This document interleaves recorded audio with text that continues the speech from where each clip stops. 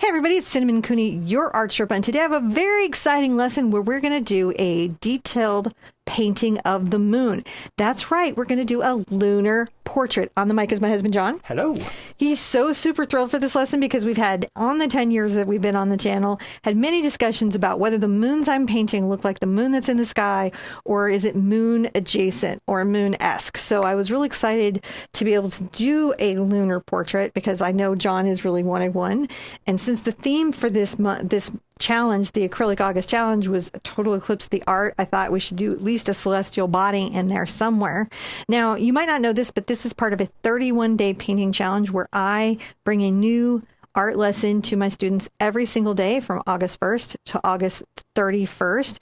And by painting daily, it's just nothing makes you a better artist than painting more often. It's just the most effective thing that you can do to become better at your painting is just paint a lot. It's my favorite thing. So maybe you came here for just the portrait of the moon because you're giving it to somebody who's a fan, or maybe you're here for the challenge. Whatever brought you here, I'm so grateful to have you. And with that said, check the description down below because that's where the materials and more information, links to the traceable, because I don't expect you to draw, though I will show you how to draw this in. All of that is down there. Get your paint, get your brushes, come back and meet me at the easel right now. We're going to paint this together. So for today's class, the materials we're using is an 8x8 canvas. I'm using the colors Phthalo Blue, Mars Black, and right there is titanium white. The clear gloopy kind of liquid here is the satin glazing liquid. I'm going to use that for the glazing glowing effect on the moon.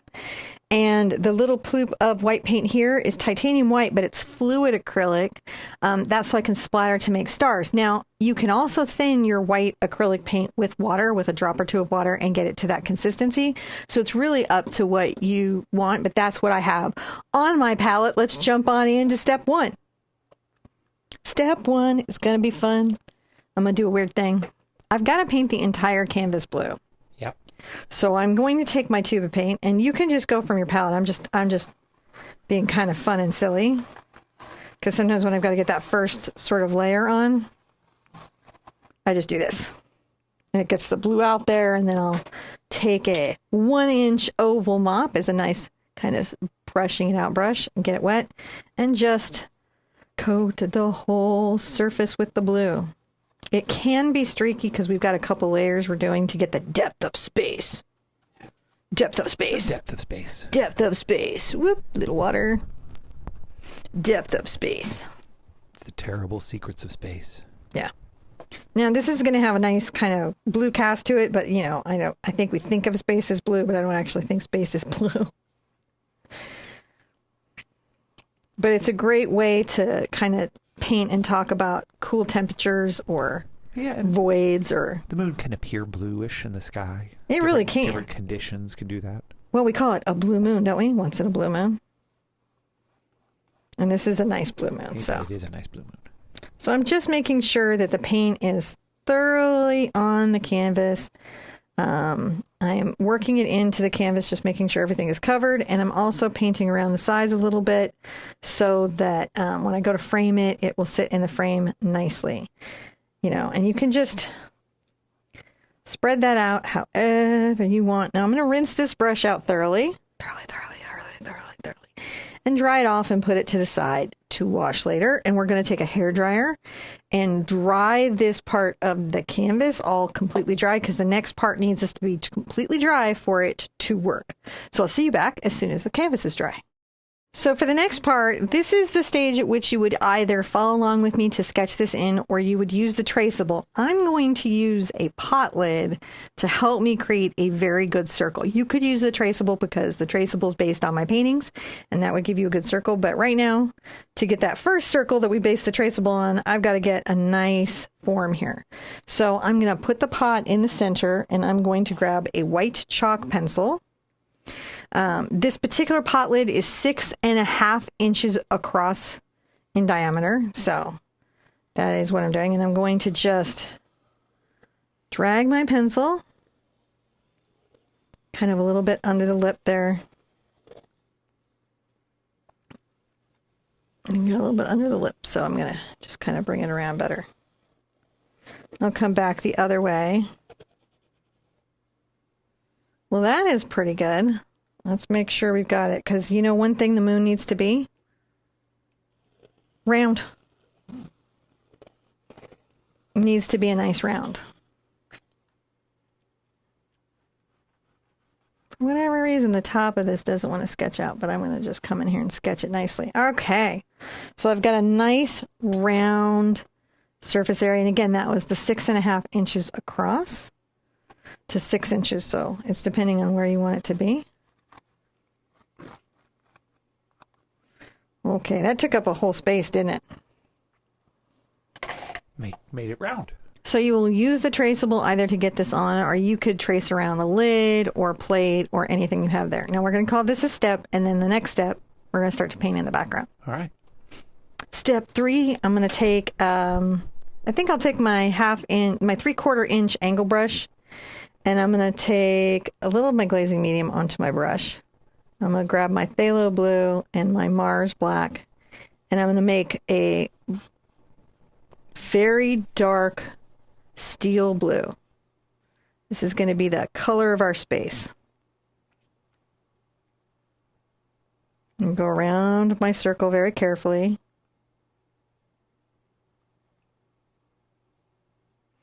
I can't believe we're doing a moonscape finally. If you consider all the years that you have teased me about my moons not being moons.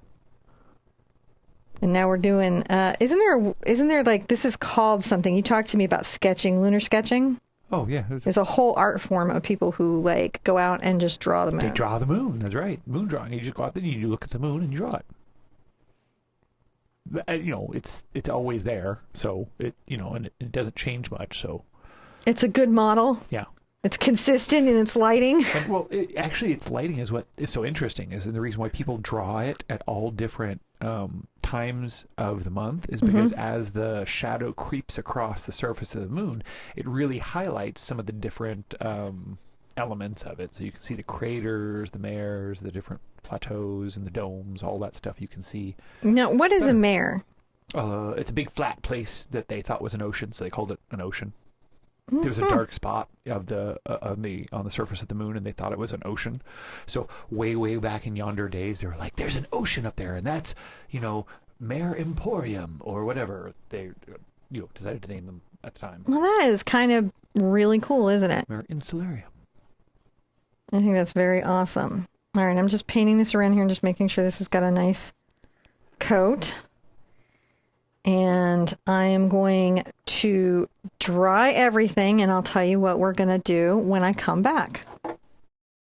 On your canvas, it's probably going to look a little streaky to your eye. The camera won't see it, but it's definitely here. And you're going to want to come back and do another layer. I'm going to be a little stronger in my blue this time. I'm still going to use some black, but I'm going to be a little stronger in my blue. And I'm going to come around here and make sure that these outer reaches of space are dark.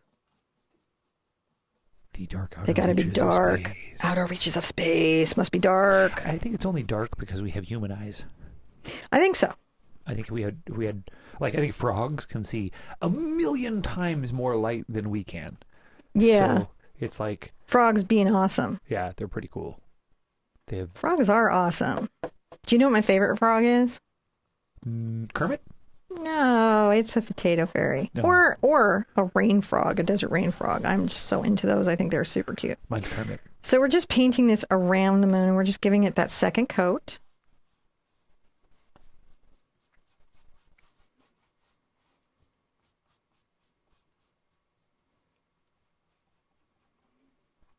And then I'm going to do the most interesting thing in the world. I don't know if it's actually the most interesting thing in the world. I'm just making sure this is make sure space is smooth, right? Right. Smooth space.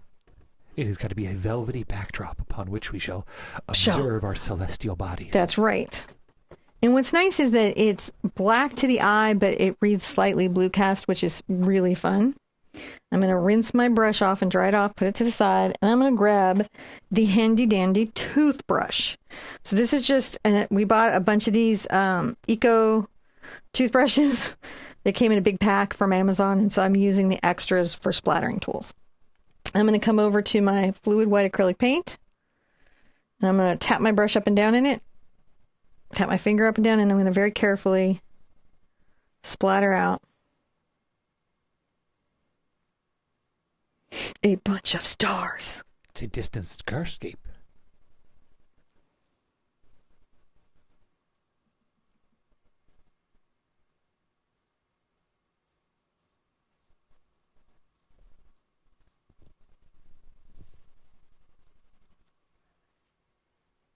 I like to make sure they're big stars and small stars. A mini variety of star. A mini variety of star for sure. I think that helps it feel really good. Now I'm not done with my stars yet. I'm going to put my little toothbrush down here. I'm going to get one of my detail brushes. This is my number 1 detail round by, that's the Precision by Raphael. And I'm going to take the handle and I'm going to dip it up and down. And I'm also going to tap in some bigger stars.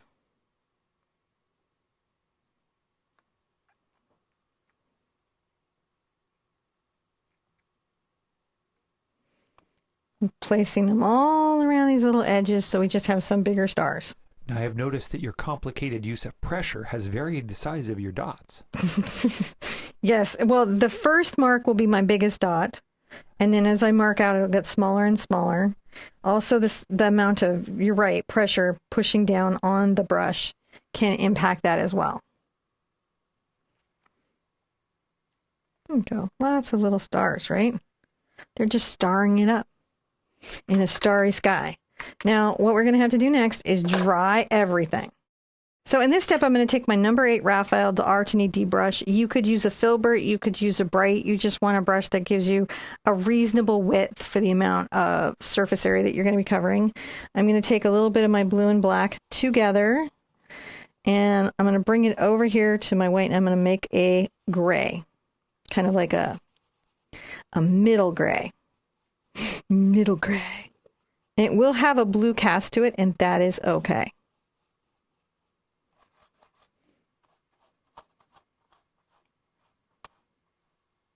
And I'm going to just very carefully come using the edge of my bristles to like hold the shape. I'm going to come around the edges here.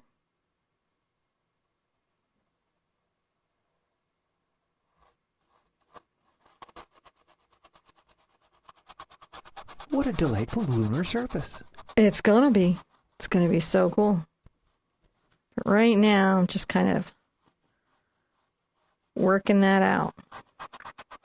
I'm edging it around. I'm just trying to capture the edges of this and get it wet again. Wipe off the extra water. It's a little blue. It's a little black and some white.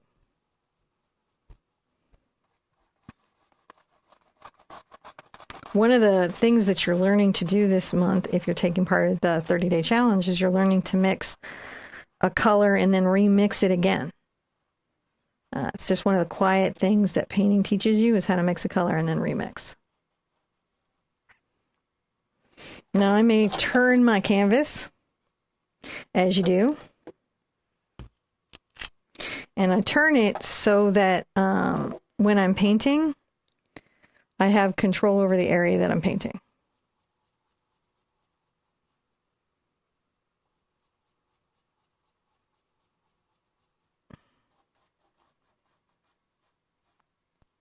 I'm always so pleased when I can find a color again that I just mixed.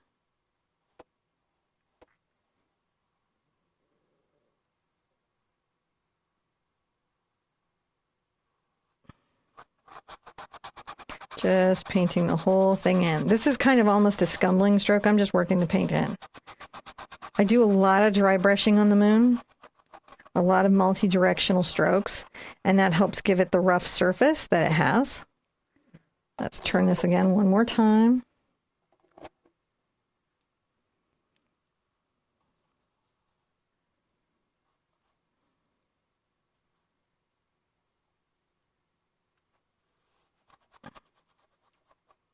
A little more water, perhaps, to improve flow. Painting a circle is weirdly more challenging than you would ever think. So if you're sitting there feeling challenged at home right now with this circle, and you keep feeling like it's going into an egg, know that that's super typical and normal. Not really helpful when you're in the middle of egg, but sometimes knowing that you're going through something that most painters go through, because we look at circles and then we just think, oh, that's no big deal. We'll just paint a circle and it will be easy peasy lemon squeezy. But it is not. Easy peasy lemon squeezy.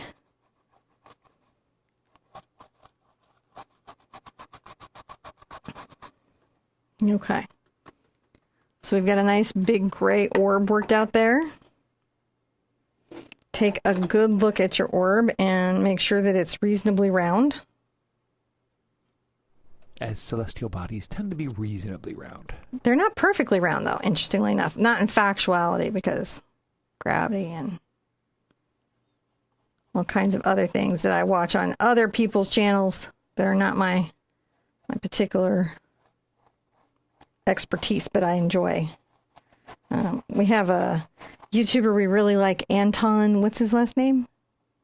You know, I don't know Anton's last name. I think it's Petrov, but yeah, it sounds right. I think it is. And then his channel is called what? What the Math? What the Math. Doesn't sound like it's a space channel, but let me tell you what a delightful space channel it is. Well, he started out talking about just like, I think, math stuff a long time ago. I believe he's Canadian, and he was, but he talked about all different kind of stuff, and then he started getting more and more into the science-based news, and then it was just sort of like he had daily talks about stuff. And now he's just gotten so interesting. So if you find all of this fun and you want to know more about those things, this is an excellent channel to go watch. I know you came here for art, but you learned about another YouTuber you might enjoy, so that's always good. His channel is filled with wonderful people. It's filled with wonderful people, because I know he always says, hello, wonderful people. And I love that very much. It's super chipper. I feel like this edge here is a little bit flat.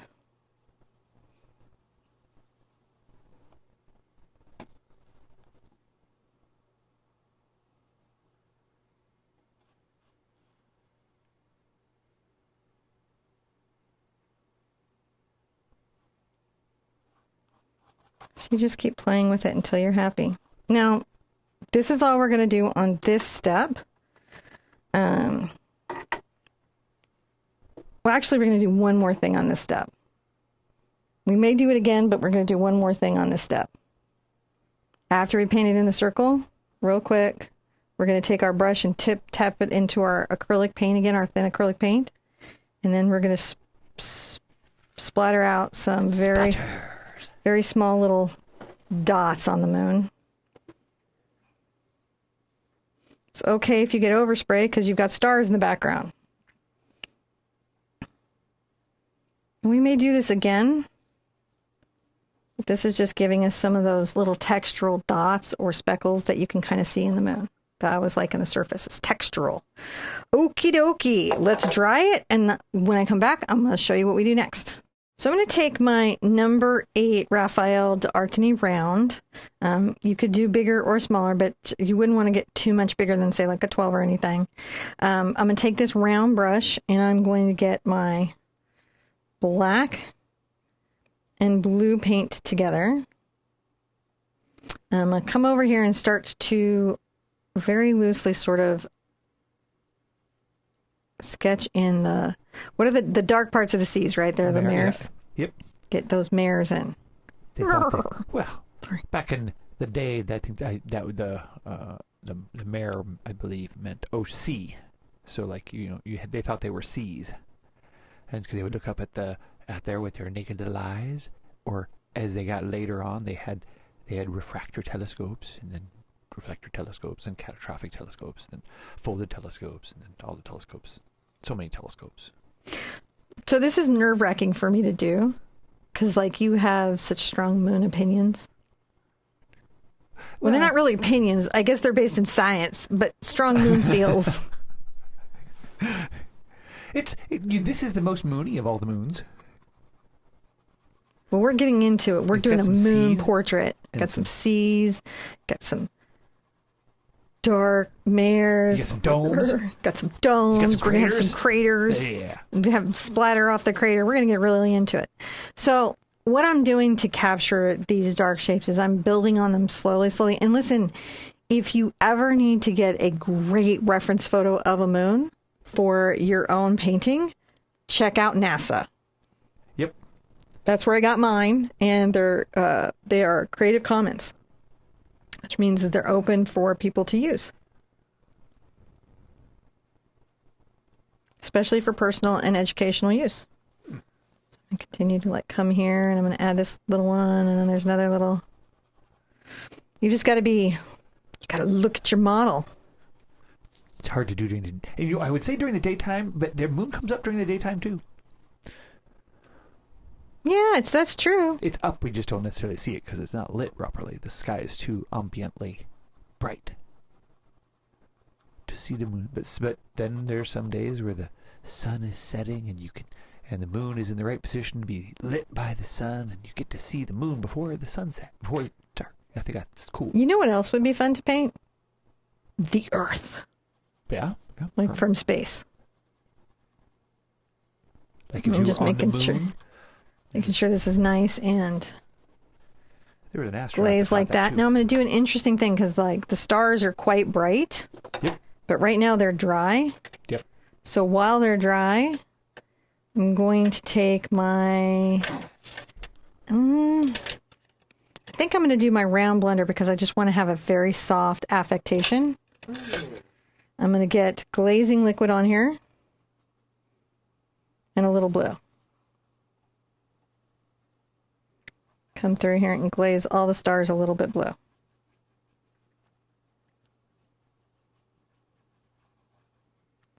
So they'll be stars and they will show, but they'll have a slight blue cast to them.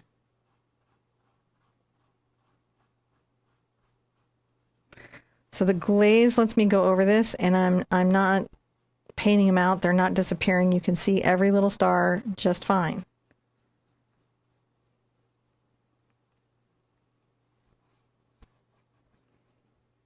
But this helps push some of the stars further back into space.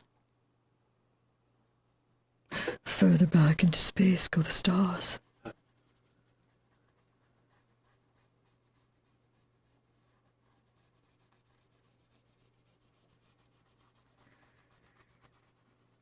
And it's not a big or a hard thing, but on your finished painting, it will just look nicer.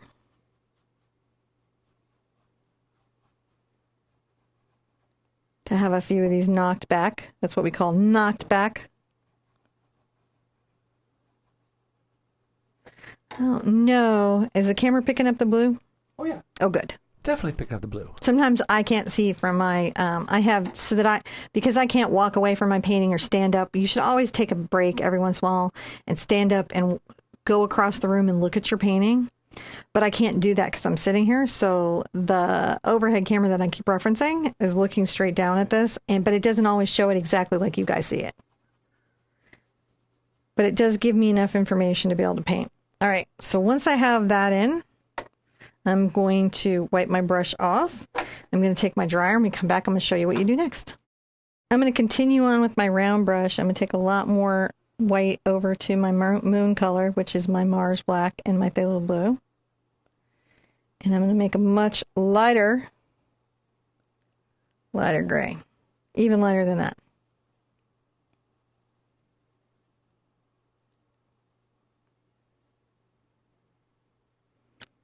Very carefully kind of dry brush in. Start to paint the highlights.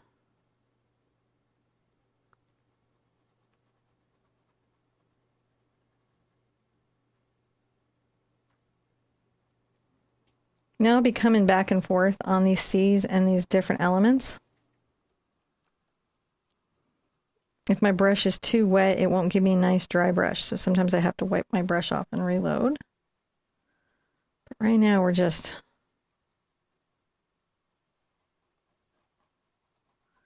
starting to get it all done.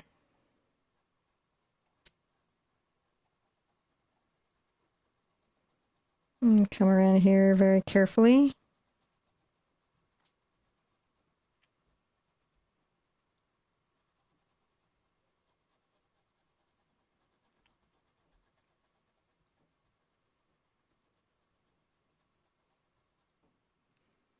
Just starting to exaggerate and brighten it up.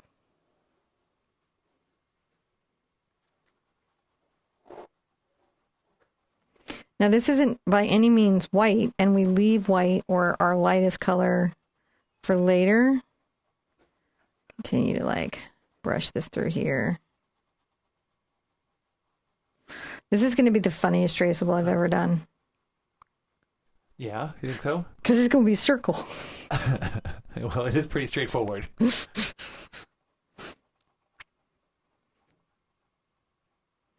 Maybe I'll include the C's so it's easier for people to see them. You can always put it back. One of the things is you can use the traceables more than once. Grab a little bit of glazing liquid. Sometimes when I don't want to use water and I want to improve the flow, I'll grab glazing liquid as a way to do that.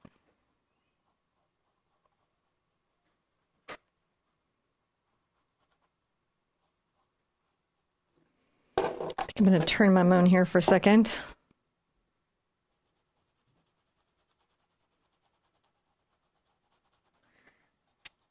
This is one of those canvases, you want to move the canvas, not your body. Just definitively.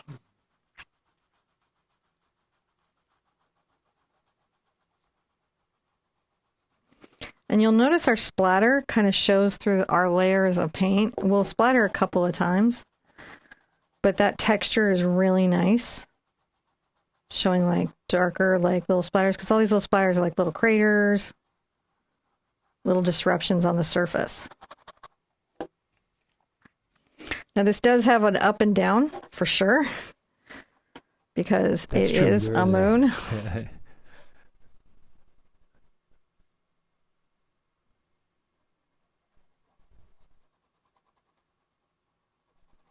Okay. I'm going to dry this, and when we come back, we're going to continue to paint on our different little moon textures and events. So I'm going to continue on with my 8 round. A lot of this is going to be done with this because it's just a nice scruffy little brush that can help me go. And I'm going to start to kind of go back into my C's. I'm taking my blue and my black. And just make sure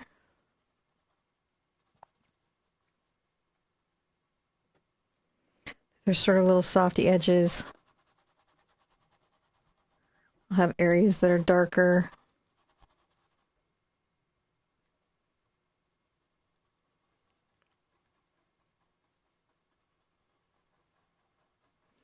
Kind of doing a little curled stroke here. And that's just to soften some of the lines. Go back over that. I have a little bump up there. I'm really like looking at the picture.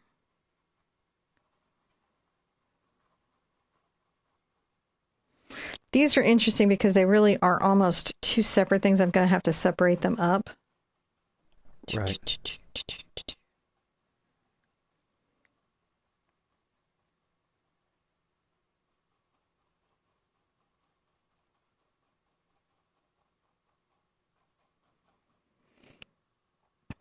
And come into here and get my lighter color,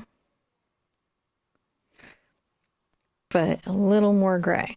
And you'll see that because we're just doing the 3 colors, it's much easier to do than you'd expect. Very carefully nib in and shape. Shape. These little shapes. You're being incredibly good and quiet. Am I?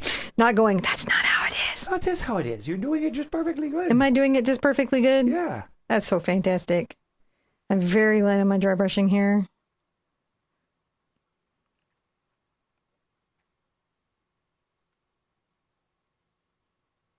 And on my dry brushing, I'm just trying to separate this one up. So we're just starting to get that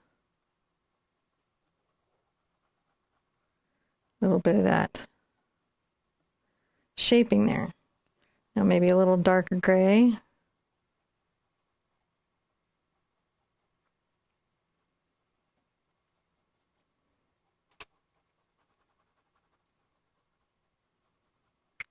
Kind of talk a little bit about this discoloration.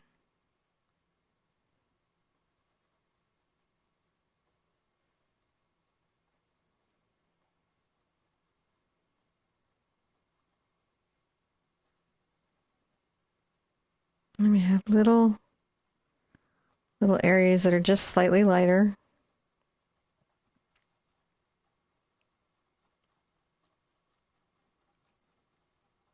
I'm kind of working a couple here.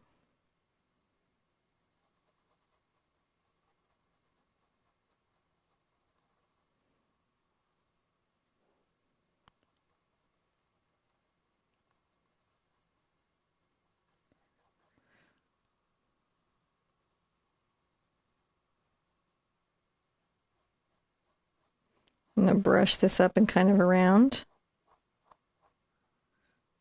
There is a crater that does make this part of the moon's directionality on how you do the brush strokes be important. And I know I'm going to be in there in just a second. Kind of implies the craters and things. Yeah, we're going to start to imply craters and other elements like that.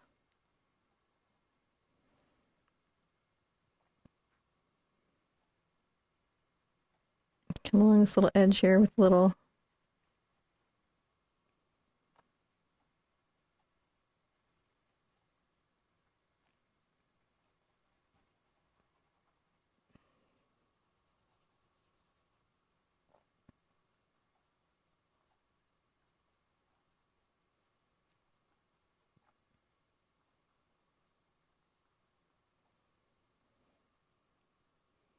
little more right there.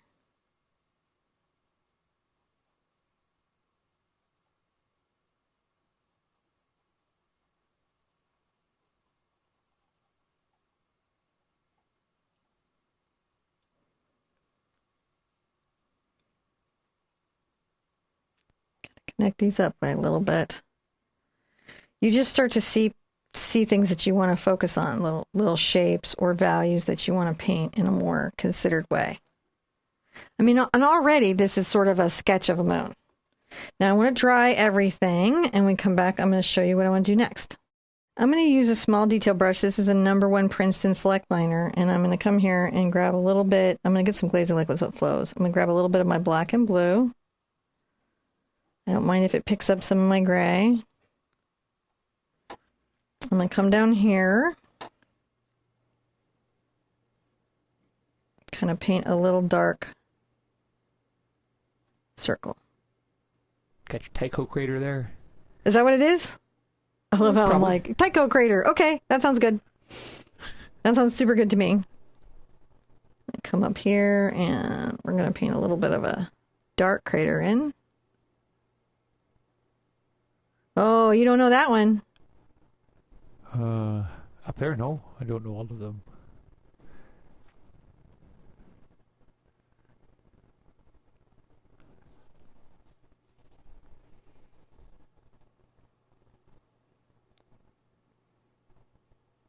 And sort of tap up and down some little textures. Little weird craters back here. This is a very moony moon. Is it a very moony moon? Mm-hmm. So this is a moon. Sometimes I like come and detail out parts.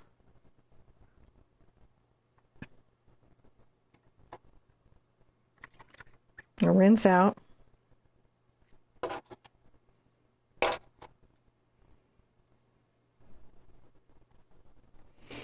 Now I'm going to want to take a little bit of my blue and black.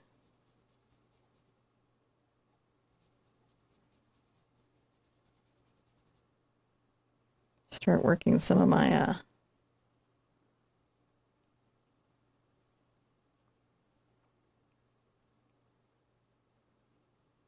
more gray in it. Wipe off the brush.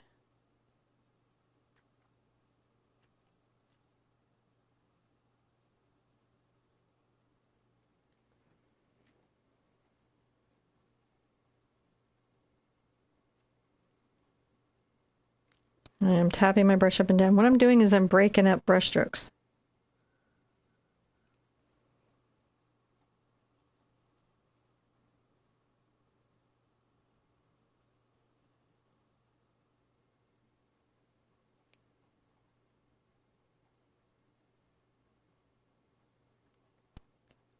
Brushing that away and around.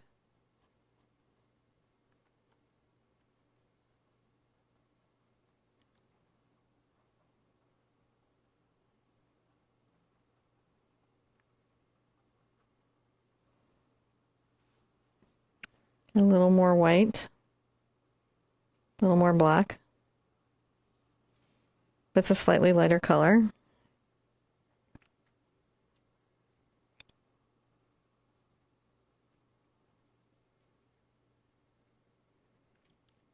I'm going to create some little rough, lighter textures here, if you can see that. Some little texturing on the moon. It's got some personality. It's a lighter gray.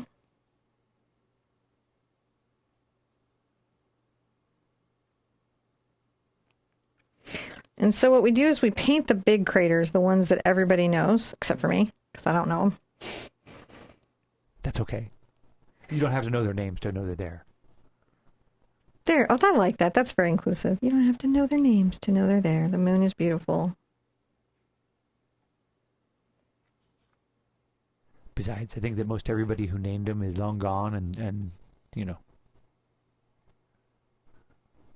it's just tradition that keeps us calling that spot that same spot thing. Well, in our family, the moon's sort of important because we named our youngest Luna Bella, which means beautiful moon. Well, moon beautiful.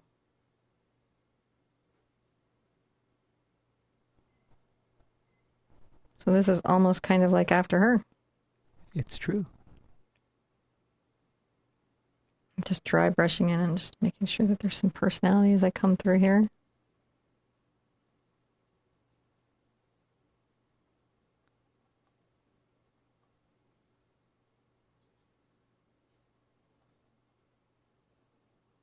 And this sort of breaking up of texture also helps the painting. Yeah.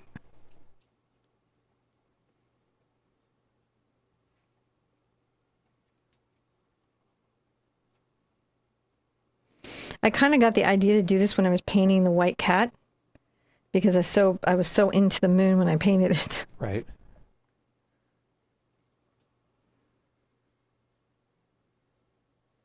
Now I'm going to come here and very carefully brush out the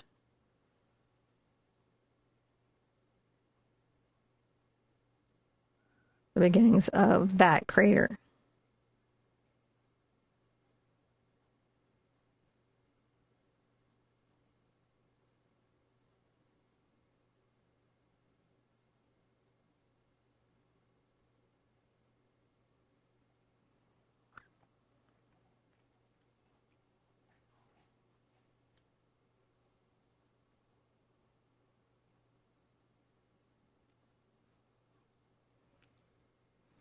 The curve of this brushstroke really matters for the result.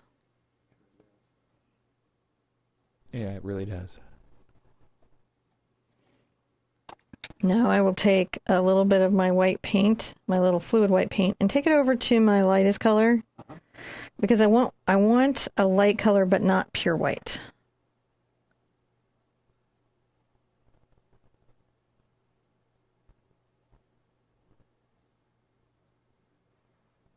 A little bit of that there. Pushing out a few of the little streakers. I might kind of turn this so that I can curve.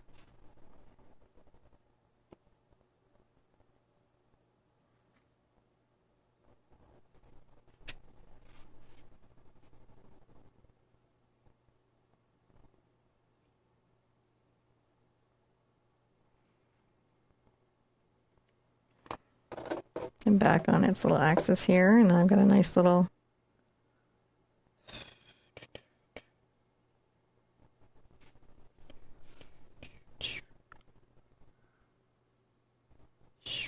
that's a little far.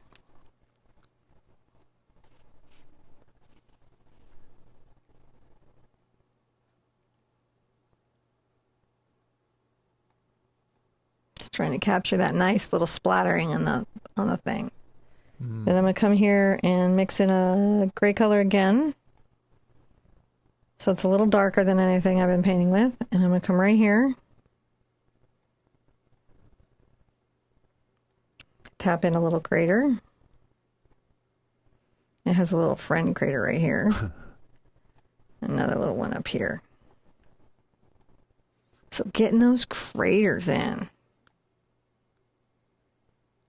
going to go ahead and I think I want to use my hog bristle brush again to kind of capture that gray splatter out. So I'll mix in some gray to it, and I'm going to wipe it off on my towel so that it's a very dry brush.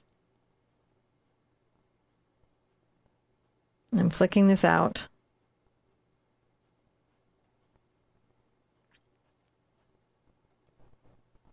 Portraits are just hard to do, even moon portraits.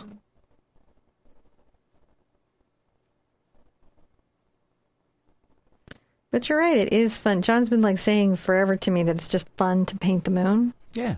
Correct. It's just... It is true.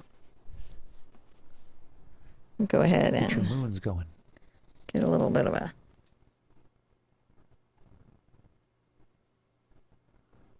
Get a little crater going there.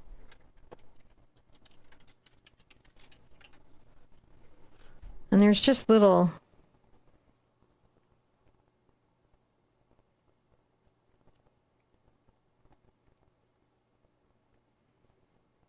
Kind of taking some darker gray, but not the white color. And we're going to kind of come through here and make sure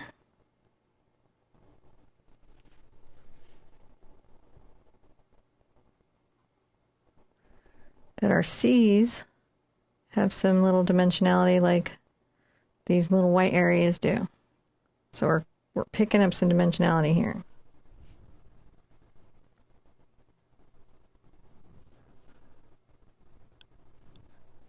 Yeah, get all the craters up there. Yeah, we're just...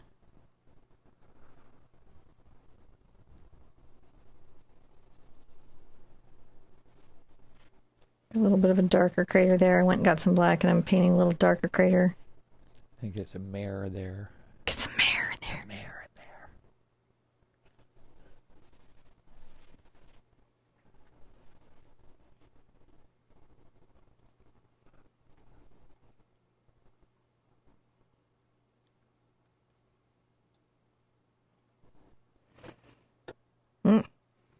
Let's dry everything. We'll come back and paint in some more details. All right.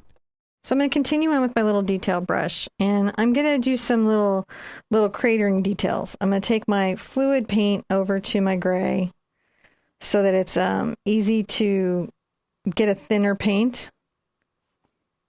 And I'm going to roll my brush out and sort of load it. And like say here, I'm going to come around, adding a slightly lighter highlight there.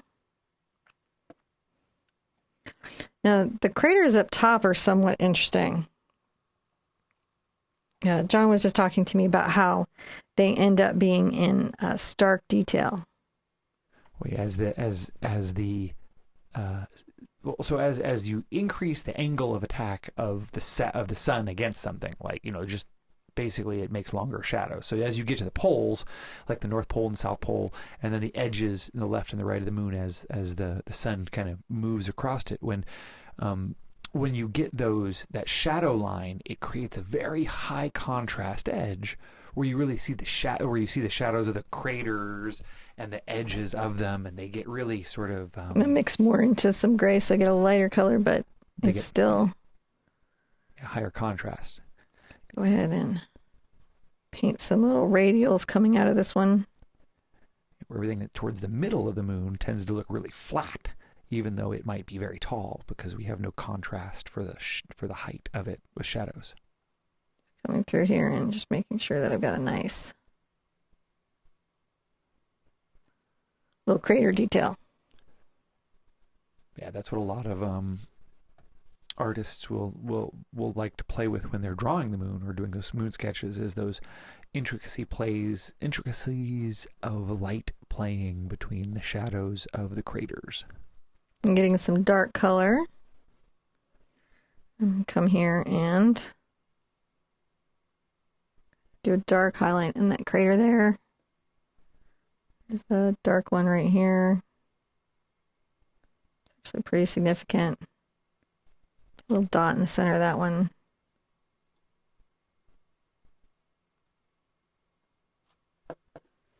These are just a few little craters that are kind of going. Then I'm going to get the highlight again. Mm-hmm.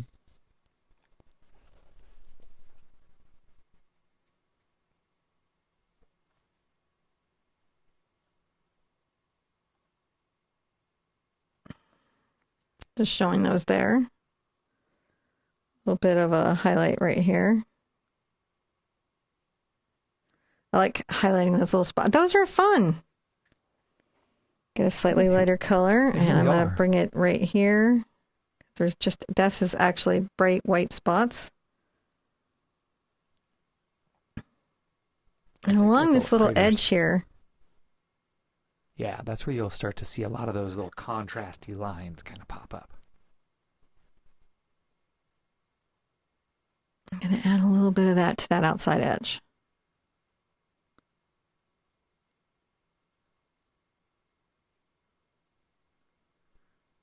I can take some of them out if I need to. I just need to have a little bit of an edge there. All that regolith sparkling in the sunlight.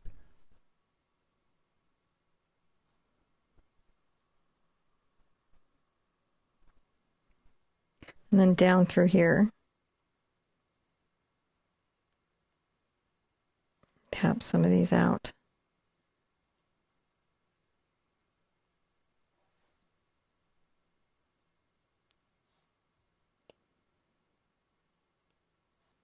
So there's just more contrast on this left side. Yeah, it's sort of. You're so excited this lesson. Well, it's one of those funny things where it's you don't really know what things make your moon the moon until you sort of see those details come in. And then suddenly the moon starts to come in as the moon. Right, it starts to feel like there's a moon there. Now there's simpler ways that we paint moons, and I have certainly done that over the 10 years that I've been on YouTube. We've had impressions of moons.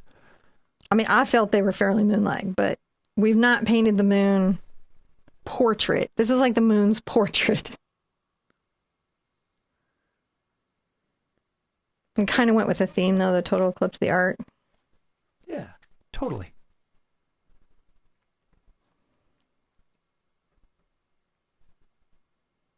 I'm just tapping out little light structures out here.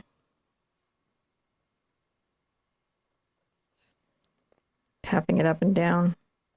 And that just creates some interesting little texture.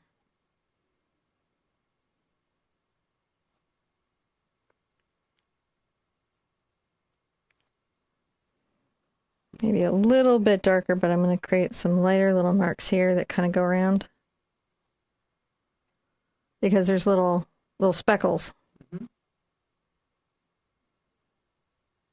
Now, I imagine the people who sketch are like super particular about where they put every speckle. I'm not.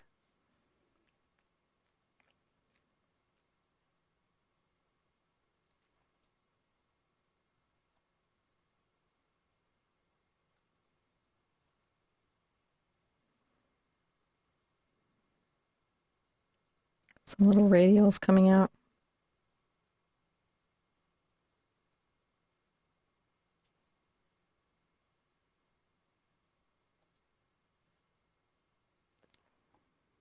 Making that much more interesting.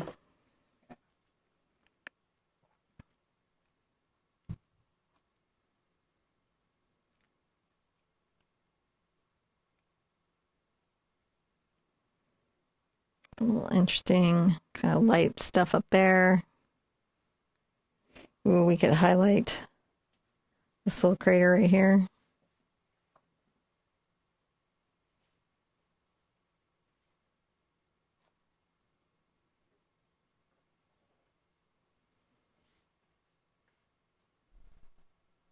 I love how that's just come together. Just comes together as you play with it. You just take it seriously. I think sometimes, we take certain subject matters very seriously artistically, and we'll spend a lot of time thinking about them, but maybe not as much for objects like the moon that we see every day.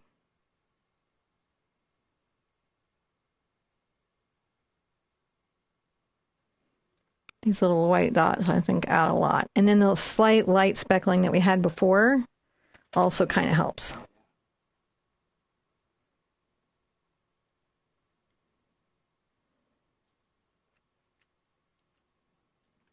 And I'm just adding little bits of...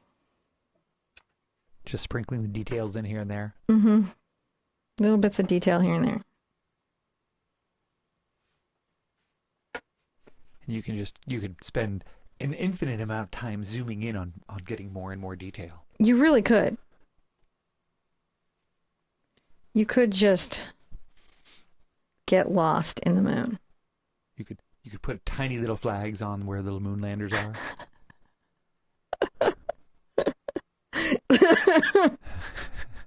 There's a weird little part of me that's like, yeah. And kind of tap up and down and around this crater because it doesn't have like a complete like clear ridge. So define it like that.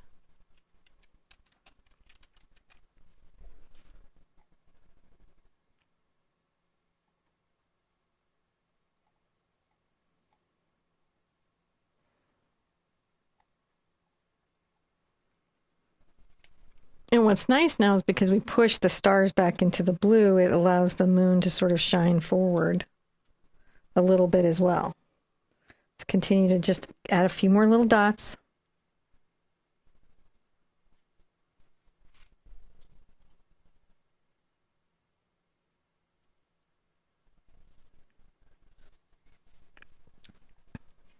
Speaking to the little kind of speckling, I like to have some big, some small. There's a few that come into there.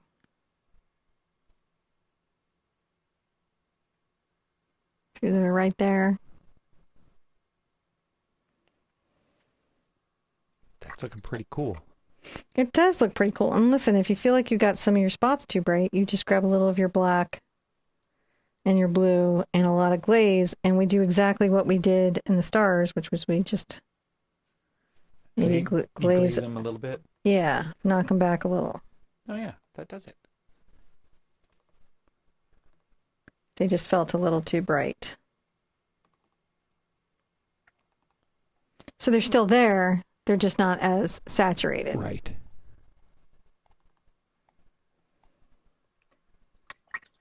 And I mean, John's right. I could go with this all day. And it's, kind of fun to do, too. And it's kind of fun to do. I hope some of you were surprised that we got to do this time. Mm-hmm. And I hope we find a lot of other people really feel strongly about the moon the way we do. Like, really love it as a subject matter. And maybe I've gotten you excited about the idea that you can sketch astral bodies the same way you would sketch any other subject matter on Earth. You can get bored with Earth, you just look to the sky. Yep. There's like a little one here I want to capture in.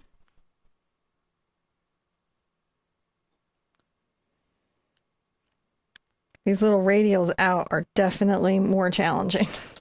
I'm going to grab my little dry brush here and get some of my light color on it lightly.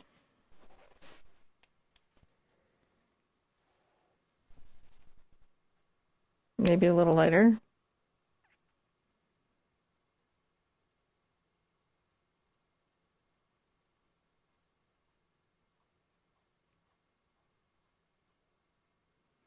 There's a bit of a little crater here.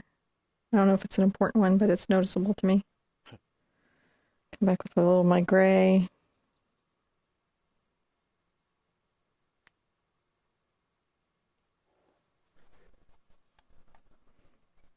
You can shade backwards.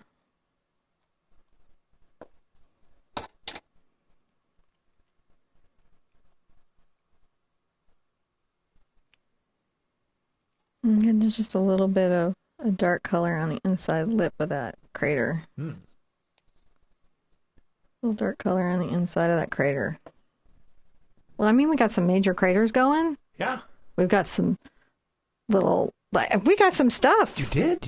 We did some stuff. All right. So, let's put a signature down here. And this is one of the few times where I'm like, I don't mind if I get right into my white. If you're really into your starscape or you did a real specific starscape, you could sign on the back, but I'm going to go ahead and sign the front. If I had thought to not star down here, I could have signed my name as a constellation, but I don't normally do that. So what I will do is I will just give my name a careful signature.